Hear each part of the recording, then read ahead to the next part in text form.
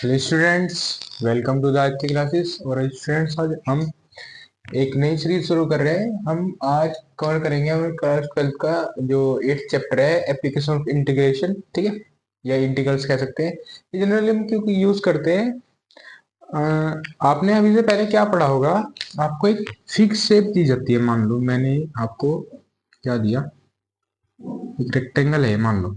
ठीक है, ये 2 और 3, और एरिया मैंने आपसे पूछ लिया L/B, 2 × 3, और ये आ जाएगा आपका 6 स्क्वायर यूनिट्स। बट आपके पास क्या होता है, हमेशा फिक्स शेप नहीं होगी एरिया निकालने के लिए। मैंने कहा आपसे आपके पास एक वेजल है, ठीक है ना, और वो इस तरह का है। ठीक है, तो आप इसको देखोगे, इसकी फिक्स शेप नहीं है, तो कैसे निकाल लोगे? ठीक है, तो जब हमारे पास फिक्स शेप नहीं होती, या किसी भी हमें शेप का जब एरिया निकालना होता है, उसमें यूज होता है हमारा AOI, एप्लीकेशन ऑफ इंटीग्रेशन। ठीक है, तो इसमें आपको कुछ स्टैंडर्ड ग्राफ पढ़ने पड़ेंगे। वो क्या है आपको पता होना चाहिए। आपको पैराबोला के बारे में पता होना चाहिए, इलिप्स और स्ट्रेट लाइन जो होती है, सर्कल, स्पेयर, सिलेंडर, जितने भी हैं आपने ये 11th क्लास में पढ़े होंगे। स्ट्रेट लाइन एक टॉपिक होता है, या कोनिक सेक्शन में सभी चीजें आती है जो मैंने अभी आपको बताई। कौन कौन सी? हाइपरबोला, इलिप्स, स्ट्रेट लाइंस, उनकी क्या इक्वेशन होती है, ठीक है, और क्या उनमें स्लोप होती है, ये सारी चीजें आपको पता होनी चाहिए। हालांकि इस क्वेश्चन से आपको काफी कंसेप्ट पता चल जाएंगे। और इससे अगली वीडियो में हम क्या कवर करेंगे, प्रॉपर एक क्वेश्चन कर करेंगे जिसमें आपको बताऊंगा कैसे हम एक ग्राफ के थ्रू, हालांकि ये भी एक ग्राफ ही है, ठीक है, बट आप उसमें मेंशन होगा कि हाइपरबोला है या इलिप्स है। ठीक है, और ये जो क्वेश्चन है आज से हम स्टार्ट क्या क्या कर रहे हैं, आज से हम वही क्वेश्चन करेंगे जो सीबीएसई में आ चुके हैं। मीन्स क्योंकि सीबीएसई में क्वेश्चन रिपीट हो जाते हैं। ठीक है, तो ये सीबीएसई 2011 में आया हुआ है। ठीक है, तो चलिए स्टार्ट करते हैं। फ्रेंड्स, देखते हैं इसका सॉल्यूशन। ये हमारे पास क्या दे रखा है, इसके भी ग्राफ, ये हमें एक फंक्शन दे रखा है। ठीक है, और इवेल्युएट दिस, ठीक है ना, इससे हमें क्या निकलेगा, हमारा एरिया निकलेगा। ठीक है, तो सबसे पहले ये जो फंक्शन है, सॉल्यूशन क्या है, y equals to mod of x+3। और ये आपने अभी तक पढ़ा होगा। अगर आपने मोड अच्छे से नहीं पढ़ा, क्योंकि काफी बच्चों को ये होता है कि मोड में मैं कुछ भी वैल्यू डालूं वो पॉजिटिव देता है हमेशा। ठीक है, बट हमेशा मोड दो वैल्यू देता है, नेगेटिव भी पॉजिटिव भी। नेगेटिव को क्यों कंसीडर नहीं करते, वो इमेजिनरी वैल्यू होती है। ठीक है, तो आपको यहाँ पे क्या नहीं मानना कि हमेशा पॉजिटिव होगा, ये दो तरीके से फंक्शन ब्रेक होगा। कैसे? मान लो इस तरीके से होगा, bracket x+3 means positive value तब देगा जब हमारा x जो होगा वो या तो वो ग्रेटर देन और इक्वल होगा 0। ठीक है, और हमें नेगेटिव वैल्यू कब देगा, x+3 और जब हमारा x लेस देन 0 होगा। ये दो ऐसे वैल्यू देता है। ठीक है, अब क्योंकि हमारे पास हमें इसका एक तो ग्राफ भी ड्रॉ करना है। ठीक है, तो सबसे पहले मैं ग्राफ ड्रॉ कर लेता हूँ।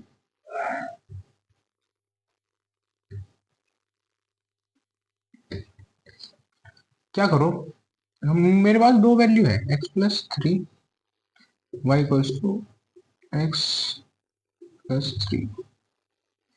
दोनों ही वैल्यू में एक बार x को 0 रख लो, एक बार y को 0 रख लो, आपको कोऑर्डिनेट मिल जाएगा। आप इसको ड्रॉ कर देना। ठीक है, मैंने यहाँ पे x इक्वल्स टू 0 रखा तो y इक्वल्स टू 3 आ जाएगा। तो मेरे पास कोऑर्डिनेट क्या आएगा, 0,3, और 0,3 मैं कहीं यहाँ पे मान सकता हूँ। ठीक है, फिर मैंने क्या करा, y को इधर 0 रख दिया, तो यहाँ पे क्या आ जाएगा, x इक्वल्स टू -3। तो मैंने -3 और 0 का कोऑर्डिनेट यहाँ पे सेट कर दिया और यहाँ से एक लाइन ड्रॉ करी। ठीक है, ये हो गया।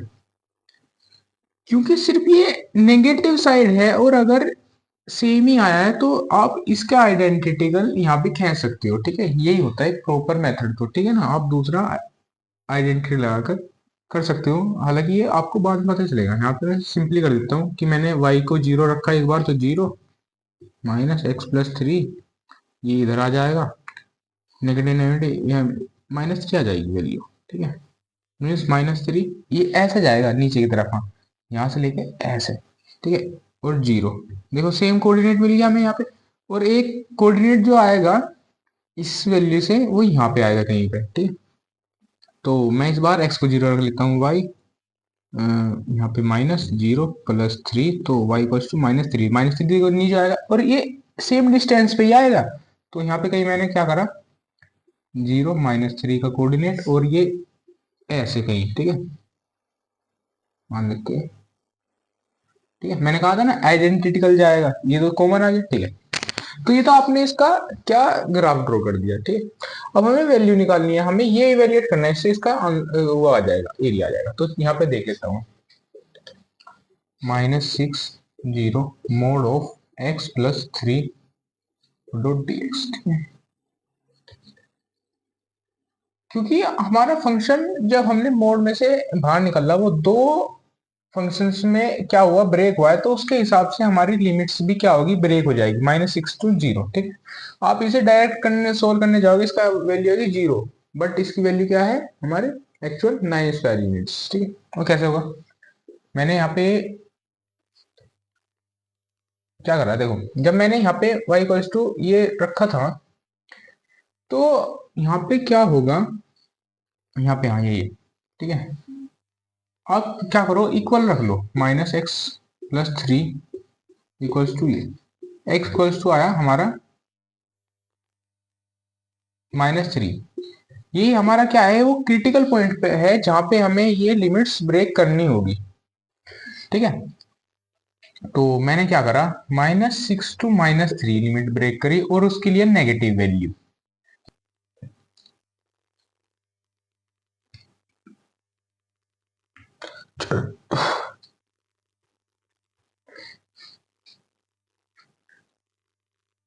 तो स्टूडेंट्स, जब आप दोनों ही फंक्शन से वैल्यू निकालोगे तो हमारी क्रिटिकल पॉइंट की वैल्यू आ जाएगी। यहाँ पे हम ब्रेक कर देंगे x + 3, ठीक है। और क्योंकि हमें टोटल वैल्यू है -6 to 0, तो जो होगी वो -3 to 0 और वो पॉजिटिव वैल्यू होगी, डॉट dx, ठीक है। बस इसको सोल्व कर लेंगे हम, ये नेगेटिव बाहर ले आऊंगा मैं, -6 to 6, और ये हो जाएगा x² / 2 + 3x, और -6 to -3 प्लस, और ये हो जाएगा x² / 2 और +3x और -3 to 0। यहाँ पे ये नेगेटिव है बात, ठीक है। -3 9/2 -9, ठीक है, एक ब्रैकेट में आ जाएगा। 6 36/2 और 18, ये हो जाएगा नेगेटिव का, ठीक है, -18 प्लस, क्योंकि देखो पहले 0 रखेंगे तो 0 ही आ जाएगी फर्स्ट कोर्स में, तो -9 और -9, ठीक है।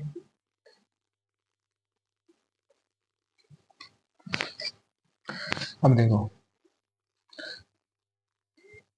यहाँ पे देखो 2 जा 18 और ये 0, तो ये कोर्स तो खत्म ही हुआ है, ठीक है। बाहर है नेगेटिव, नेगेटिव को मैं अंदर लेता हूँ। ये जो यहाँ पे +9/2 था, यहाँ पे देखो +9/2 था, माइनस बाहर से माइनस हो गया, ठीक है। और ये प्लस -9 था, ये प्लस हो जाएगा, ठीक है। ये जो कोस था हमारा 0 बन चुका है, ठीक है, इसे हम नहीं लिखते, बीच में पॉजिटिव था तो पॉजिटिव साइन, और 0 यहाँ पे, और ये नेगेटिव अंदर चला जाएगा और यहाँ पे आ जाएगा फिर से हमारा -9/2, और माइनस माइनस हो जाएगा प्लस। ये -9/2 है, 9 -9/2 है, -9 हो जाएगा +9, माइनस +9, 9 स्क्वायर यूनिट्स, ठीक है।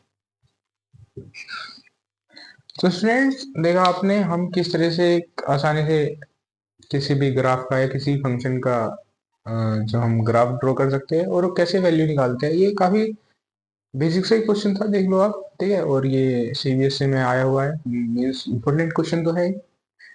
आई होप ये जो कंसेप्ट था हमारा, ये आपको समझ में आया होगा, और अगर समझ में आया तो वीडियो को लाइक करना, शेयर करना, और हमारे ही चैनल आदित्य क्लासेस को सब्सक्राइब करना ऐसी और वीडियोस के लिए। अब इसे हम कंटिन्यूसली में सीबीएसई क्वेश्चन कराएगी।